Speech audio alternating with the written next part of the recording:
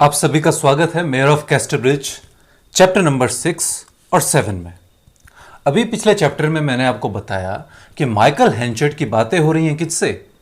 उनके मित्रों से, उन लोगों से जो उनके कह सकते हैं कि दर्जे में लोअर हैं। उनके सवालों का जवाब दे रहे हैं। वो ये भी बता रहे हैं कि आपका जो बुरा वीट आया है, जो ग्रोड वीट जिसे कहा गया है, उसको मैं रिप्लेस नहीं कर सकता क्योंकि मेरे पास ऐसी कोई टेक्निक नहीं है जिससे ये साबित हो सके या ये काम किया जा सके प्रैक्टिकली कि आपका वीट अच्छा हो जाए। और यही सारी बातें चल रही होती हैं। और बाहर से एक युवक गुजर रहा होता है और वो युवक इस वीट के बारे में चर्चा सुन लेता है कि कैसे बुरा वीट है, लोग परेशान हैं।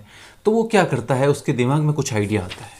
वो 1 मिनट के लिए होटल के बाहर रुकता है और वेटर को बुलाता है। वेटर के हाथ में एक पर्ची दे देता है जिस पर्ची में कुछ लिखा होता है माइकल हेंचर्ड के लिए। तो वेटर को वो कहता है कि ये पर्ची आप माइकल हेंचर्ड को देते हैं जो भीतर बैठे हुए हैं। और वो वेटर उनको दे देता है। और स्कॉचमैन, उस युवक का नाम है स्कॉचमैन। वैसे उस युवक का असली नाम है डोनाल्ड फारफ्रे, लेकिन हमें आगे पता चलेगा नॉवल में अभी तक उसका वर्णन सिर्फ स्कॉचमैन की तरफ हुआ है, एज ए स्कॉचमैन हुआ है।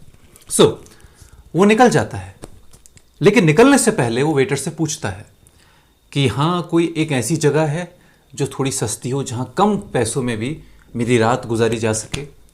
तो वेटर बताता है कि यहाँ से 200 यार्ड की दूरी पर द थ्री मैरिनर्स इन है, वहाँ आपको सोने की व्यवस्था हो जाएगी। तो वेटर हाथ में पर्ची लेता है, माइकल हेंचर्ड की तरफ जाता है और वो जो स्कॉचमैन होता है वो भी थ्री मैरिनर्स की ओर निकल जाता है।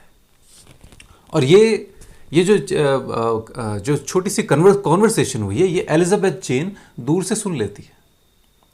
उसको पता होता है कि ये युवक आया है, इसने माइकल हेंचर्ड के हाथ में कुछ दिया हुआ है और माइकल हेंचर्ड के लिए कुछ दिया हुआ है और ये थ्री मैरिनर्स इनकी तरफ जा रहा है। और जैसे ही माइकल हेंचर्ड तक वो खत पहुंचता है, वो पर्ची पहुंचती है, तो माइकल हेंचर्ड उसे पढ़ता है। अब पढ़ने के बाद उसके दिमाग में एक आइडिया आ जाता है कि अरे वाह। और एलिजाबेथ जेन देखती है कि माइकल हेंचर्ड पे भी कुछ चेंजेस आए हैं। इसी बीच एलिजाबेथ जेन सूजन को कहती है, अपनी माँ को कहती है कि थ्री मैरिनर्स इन चला जाए क्योंकि वो सस्ता है और वहाँ पैसे भी कम लगते हैं, क्योंकि उसने वो बातें सुन ली थी जो स्कॉचमैन और वेटर के बीच हुई थी ना। हेंचर्ड के दिमाग में ख्याल आता है। उस पर्ची को पढ़ने के बाद ज़रूर उसके दिमाग में एक आइडिया आया है। तो वो क्या करता है, उस पार्टी को छोड़ करके निकल जाता है। किसी को पता नहीं चलता है क्योंकि सब के सब निढाल हो रखे हैं दारू पी करके। कोई लेटा हुआ है, कोई अंट शंट बातें कर रहा है, अनाप शनाप बातें बक रहा है, लेकिन माइकल हेंचर्ड एकदम ठीक ठाक है क्योंकि उसने शराब बिल्कुल नहीं पी है। तो माइकल हेंचर्ड 200 यार्ड की दूरी पर जो थ्री मैरिनर्स इन है वहाँ पहुँच जाता है। ठीक, लेकिन उससे पहले एलिजाबेथ जेन और सूजन पहुँच जाते हैं। सूजन और एलिजाबेथ जेन वहाँ के मालिक से बात करते हैं जिनका नाम है स्टेनिज, और वहाँ की एक लैंड लेडी है और एक लैंडलॉर्ड है। तो मिस्टर स्टेनिज हैं और मिसेस स्टेनिज है। वो दोनों उन दोनों को एक छोटा सा कमरा दे देते हैं, जो टॉप में होता है, टॉप से थोड़ा नीचे एक कमरा दे देते हैं। और एलिजाबेथ जेन और सूजन बात कर रहे होते हैं कि ये इतना महंगा कमरा है, हम कैसे चुकाएंगे इसका पैसे, हमारे पास तो कम पैसे हैं और ये सस्ती होटल है, सस्ती धर्मशाला है, लेकिन फिर भी हमारे पास इतने पैसे हैं नहीं।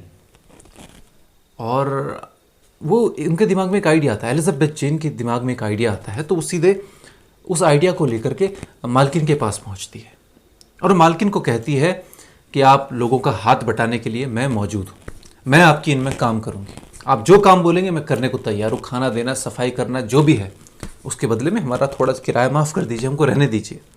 तो उसको रख लेते हैं। एक स्ट्रेंजर को मकान मालकिन रख लेती है और उसको काम पे लगा लेती है। और सबसे पहला काम क्या होता है, फारफ्रे के रूम से डोनाल्ड फारफ्रे द स्कॉचमैन, वो जो युवक है, वो जो उसी थ्री मैरिनर्स इन में रुका हुआ है, वहाँ से घंटी की आवाज़ आती है और लैंड लेडी कहती है कि ये घंटी की आवाज़ है तो तुम खाना पहुँचा के आओ वहाँ स्कॉचमैन के रूम में, फारफ्रे के रूम में। तो एलिजाबेथ जेन खाना लेकर के जाती है उसके रूम में, लेकिन जो फारफ्रे है, डोनाल्ड फारफ्रे द स्कॉचमैन, वो पढ़ता रहता है, लेकिन उसको पता भी नहीं चलता कि कौन खाना रख के गया। वो रख के चली जाती है, उसको देखती रहती है, उसको ऑब्जर्व करती है, उसकी आंखों को, उसके चेहरे को, उसके माथे पे जो चमक है, उस सब कुछ नोटिस करती है और उसके बाद चली जाती है। और उसके बाद नीचे आती है, उसकी मालकिन उसे कहती है कि तुमने बहुत काम कर लिया, अब तुम्हें खाना खाना हो, तुम्हारी माँ को खाना खाना हो तो ले जाओ और खाना खा लो। तो जैसे ही खाना लेकर के वो अपनी माँ के रूम में पहुँचती है, उसकी माँ कहती है श्श, चुप रहने का इशारा करती है। क्यों? क्योंकि उसकी माँ को पता चल जाता है और एलिज़ाबेथ को भी पता चल जाता है कि जिस कमरे में वो रह रहे हैं वो फारफ्रे के कमरे का ही हिस्सा है, लेकिन बीच में उसका पार्टीशन किया गया है, बीच में एक पर्दा लगाया गया है जिसको सिला गया है। इसका मतलब ये है कि एलिज़ाबेथ जेन और सूजन जो भी बातें करेंगे वो बगल में सुनाई दिया जाएगा, और बगल वाले कमरे में जो बातें करेगा वो उन दोनों को, एलिज़ाबेथ जेन और सूजन को भी सुनाई देगा। तो एलिज़ाबेथ कहती है कि बगल वाले कमरे में फारफ्रे के साथ माइकल हेंचर्ड भी है। अब वो दोनों खाना भी खा रहे हैं और बातें भी सुन रहे हैं। और माइकल हेंचर्ड फारफ्रे से मिल करके कहता है कि मिस्टर, आपने मुझे जो तरकीब बताई है पर्चे में, उससे मैं बड़ा ही प्रभावित हुआ हूँ और मैं चाहता हूँ कि आप मेरे साथ काम करें। तो वो फारफ्रे बताता है कि मेरा नाम डोनाल्ड फारफ्रे है और मैंने यहाँ से ब्रिस्टल जाना है और वहाँ से मैंने अमेरिका निकल जाना है और मेरा यहाँ पे कोई काम नहीं है। मैंने देखा कि आप मुसीबत में हैं, गांव के लोग मुसीबत में हैं, इस टाउन के लोग मुसीबत में हैं, तो मुझे लगा कि मैं आपके लिए एक छोटी सी तरकीब बता दूं कि कैसे बुरे वीट को, खराब वीट को अच्छे वीट में बदला जा सके। तो माइकल हेंचर्ड कहता है थोड़ा निराश हो कि चलो ठीक है। तो जो हमारा फारफ्रे है वो अपने सूटकेस को निकालता है, उसको डेमो देता है कि कैसे आप बुरे वीट को अच्छे वीट में बदल सकते हैं। और माइकल हेंचर्ड बड़ा प्रभावित हो जाता है। माइकल हेंचर्ड कहता है कि मैं हेयर ड्रेसिंग लाइन में हूँ, कॉर्न के बिजनेस में मैं अभी आया हूँ और मैं चाहता हूँ कि मैं किसी मैनेजर को ढूंढ रहा हूँ। मुझे लगा शायद तुम वही मैनेजर की अर्जी देने आए हो। मैं तो तुम्हें मैनेजर में के रूप में रखना चाहता था, लेकिन लगता है मैंने तुम्हें कोई और समझ लिया। मुझे लगा कि तुम मैनेजर की पोस्ट के लिए आए हो क्योंकि मैंने एडवर्टीजमेंट निकाला था। लेकिन फारफ्रे कहता है कि नहीं, मैं किसी एडवर्टीजमेंट के तहत नहीं आया हूँ। और उस डेमो को देखने के बाद, जिस डेमो में माइकल हेंचर्ड देखता है कि खराब वीट को अच्छे वीट में बदला जा सकता है, पूरी तरीके से अच्छा नहीं लेकिन थोड़ी बहुत अच्छा बनाया जा सकता है। अब माइकल हेंचर्ड कहता है कि मेरे कॉर्न के बिजनेस को तुम संभाल लो, मैं हेयर ड्रेसिंग लाइन का बिजनेस देख लूंगा, तुम कॉर्न के मैनेजर बन जाओ, मैं तुम्हें सैलरी भी दूंगा और कमीशन भी तुम रख लेना। लेकिन